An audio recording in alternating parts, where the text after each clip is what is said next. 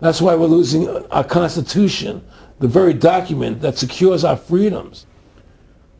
Well, I think if you analyze the situation, and if you realize that since the Federal Reserve has come into being in 1913, illegally, without a constitutional amendment, by bribing a few senators during Christmas vacation, they turned over the most important power that the American government has, the creation and issuance of money, to a private bank. Through that private bank issuing money, they have destroyed this country. They have destroyed the purchasing power of the money in this country. They've created social programs that are destroying this country. Now, they've taken over our government, both Republicans and Democrats. There's no difference anymore between the two parties. They control both parties. It doesn't matter to them which one wins, because who's ever running for president will be someone they anoint, okay? Whether it's Hillary Clinton or John McCain running for president next year, they're going to be people that are going to do what they want them to do. And the fact of the matter happens to be that you can't win an election unless you have enough money to win. They make sure who gets the money. Okay, so through these bankers attempting to taking over America, knowing that America was the freest nation in the world, it was necessary for them to take over America, take away our gun rights of freedom to bear arms, and create a country where we become slaves. Because once they take over America, the rest of the world becomes a lot easier for them. And so, by creating 9/11, an event to terrify the American people that were being attacked by terrorists, you create a world where there's an enemy that can never be pinpointed. You can never win the battle. It's a 100-year war. It's a never-ending war on terrorism, right? So you're always fighting this war. And through the war on terrorism, which is the 9/11, which is the first lie, then you create the war on terrorism, which is the next lie. Then you create the war on Iraq, for weapons of mass destruction, which is the next lie. And it's one lie to the next lie to the next lie. Now it's going to be Iran, the next lie, sending more troops and a surge into Iraq. It's just one thing leading to the other. And it's always it's always in the point of taking over more countries, more dominance. You know, making sure the American dollar, making sure the G8 stays in control of everything. And what they want to do is to control the American people, control the people of the world, put RFID chips in everybody, so everybody's a slave to these central banks. Did you ever talk to Nick Rockefeller after he told you all this and then 9/11 took place? No. But he did. He told me that you're going to see men running around caves looking for Osama bin Laden. You know, you're going to see men looking for, these guys, and they're going to be, They told you it was all going to be bull. It's a phony. The whole thing is a fake. It's a fraud. Was he laughing, or was he just coldly saying this? No, it's more laughing. Cynical.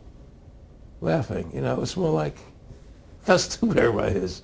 Look how stupid everybody. We can do whatever we want to do. Well, it is ridiculous. It's like with al-Zakari.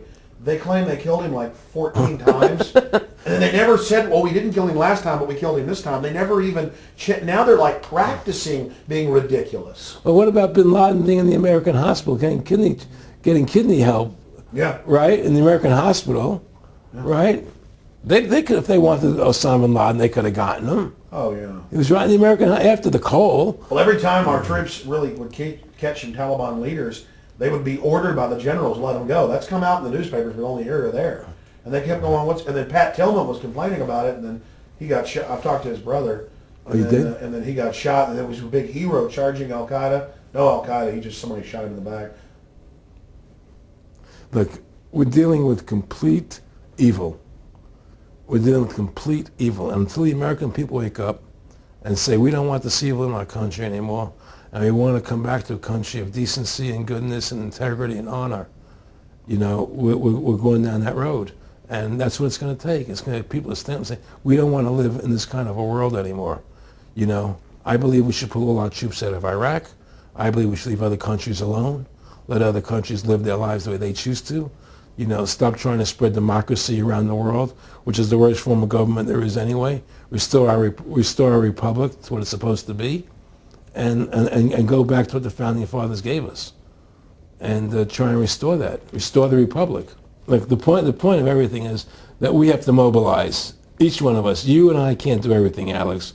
You and I may be leaders. We may be out there and people listen to us, what we have to say and follow us. But the truth of the matter happens to be, it takes all Americans to stand together, to stand tall, to mobilize and say, we're not going to take this anymore. I'm mad as hell. I'm not going to take it anymore. We're going to stand up and fight the battle. And you and I can't do this alone. We're just leaders of the thing.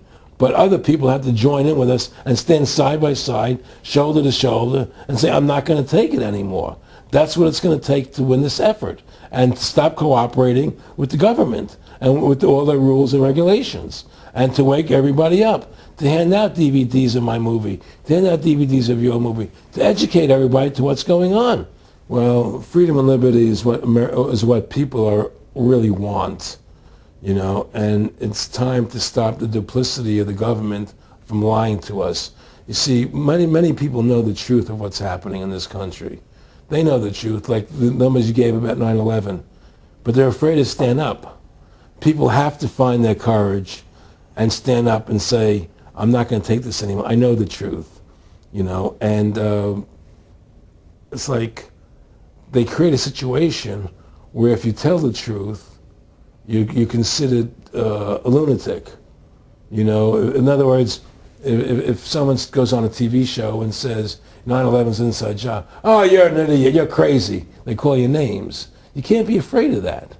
Well, it doesn't work anymore. I mean, they have no facts. Just calling you crazy doesn't make you crazy. Well, we know that. They also go get kooks who are kooks to put them on to then say they represent us. That's right, exactly. Another tactic. Exactly. And Bill O'Reilly's great at that. Sean Hannity is great at that. They just put people on who they can dominate, But why do you think guys like that, they're not stupid? I mean, I've talked to people that know them. They know the truth. Why do you think they decide to join the evil? That has to be in their hearts. I mean, I had the opportunity to do that, and then in my heart I couldn't do it. So it has. But I mean, how could you or I consciously be involved in something like putting AIDS virus in black Africans' vaccines? I mean, what the hell? I mean, it's like we're not good guys either. I mean, I don't think I'm like some special perfect person. What the hell's wrong with this elite? I mean, what are they running around doing evil? I mean, they just run around continually doing evil. Well, I think a lot of them think they're doing the right thing. I think a lot of them think they're doing the right thing. Not the top elite, but people within the system, But I think that it's all about, as Nick said to me, it's about control and power. They have all the money they want. They can make all the money they want. They have a machine that can make all the money. It's not about money. It's about control. It's about their vision of how they want to see the world in their eyes. And you and I believe in individuality, in the person being the dominant thing, the individual being the dominant person. Today we live in a world where institutions are dominant, not people. The American, we the people, by the people, for the people. Now it's we the institutions, by the institutions, for the institutions. People are secondary. It's all about corporations and institutions. And the Federal Reserve is the biggest institution in the world. If you ask somebody what's the biggest corporation in the world, they'll say Google or Walmart or Exxon or something. But the biggest corporation in the world is the Federal Reserve System, right? And all the other corporations feed off the nipple of the Federal Reserve System. Well, it's like the Monopoly game. The bank always wins. It has unlimited money. It's not the people playing on the board. Exactly. The bank owns the board, the box, the shelf it's sitting on. But that's because you gave them the ability to make the money. You have to take that away from them. We need to take the bank away from the private bankers. Exactly. You have to take the creation of money away from the private bankers, and you'll solve 95% of your problems. Well, let me look at America. 10% growth rates every year like China's having right now. The U.S. had 10% growth rates until the Federal Reserve took over. And then if you look at that, it all starts really going downhill from there. Well, they've destroyed the American worker. What they've done, here's what's happened.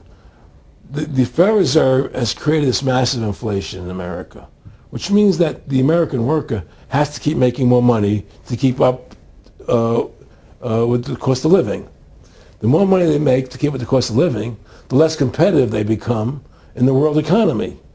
So now what happens is we have to pay our workers so much to keep up with the cost of living. Say, well, screw the American worker. Let's go overseas now and get the cheap labor. But really, that's a war being waged against the middle class. Of course the it is. bankers print the money. Really, this is a war being waged against the middle class. The bankers print the money. Everything they're doing is about destroying any private pools of wealth or independence.